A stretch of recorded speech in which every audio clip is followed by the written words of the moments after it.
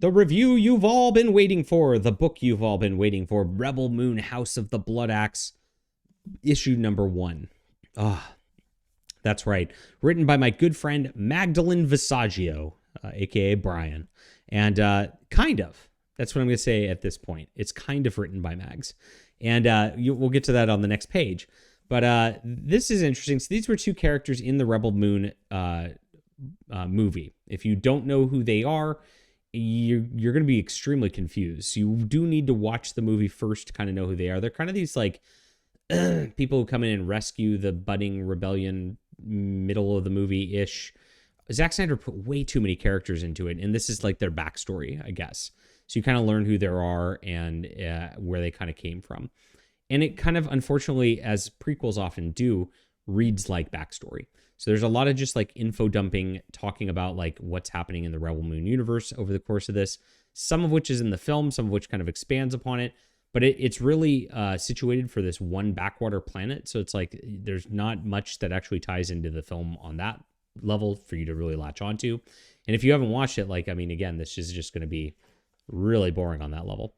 So here it is. This is really interesting here. Story by Zack Snyder, written by Magdalene Visaggio. So Zack Snyder, and I read on Mags's Twitter feed, hi Mags, over the course of this, that there were lots of backs and forth and that Zack Snyder was a part of this the entire way. Maybe that explains it, because I was expecting, honestly, and this is all credit to Mags here, this was going to go into some weird identity politics diatribe, because that's all Mags ever talks about on Twitter. And I was just like braced for that pain. And to Mags's credit, he didn't do it. So it is just that didn't happen here. This is fully something that actually does feel like a Rebel Moon backstory. It's in the Rebel Moon universe, and it doesn't like do some weird identity thing. So full credit just for doing that. It opens up pretty slow here. The art's really weird, and like they kind of looks like they cheaped it out a little bit. As you can see, like these panels are a little rough on the front of this. We've got a hunting situation going on where they're hunting this weird animal, and they go back to their village.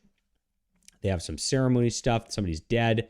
And, you know, I don't know who a lot of these background people are. There's a lot of just sitting and talking, which is a little rough. Now, again, this is the story by Zack Snyder. Maybe that's what was presented here. So maybe there wasn't much opportunity to do else. At least Mag started it, like did the correct thing again, like started it with action, showing a hunting scene before getting into the info dumpy stuff about their world and all that. So I do appreciate that. Like that is a comic 101, like correct thing to do as a professional.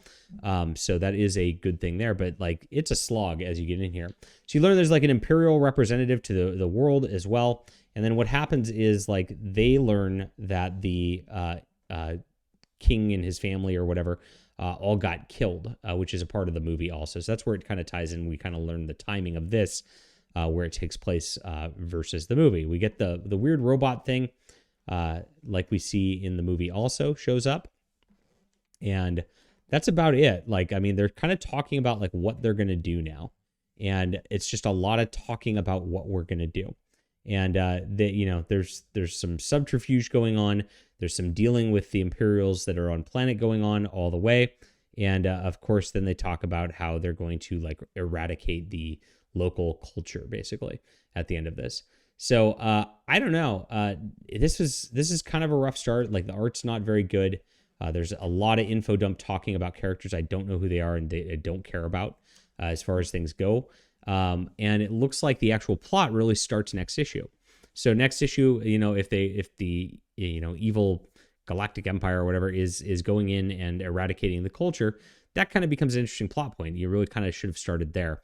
But it feels again like they wanted to info dump stuff and wanted to just give just this background plot points that made this feel like a background issue.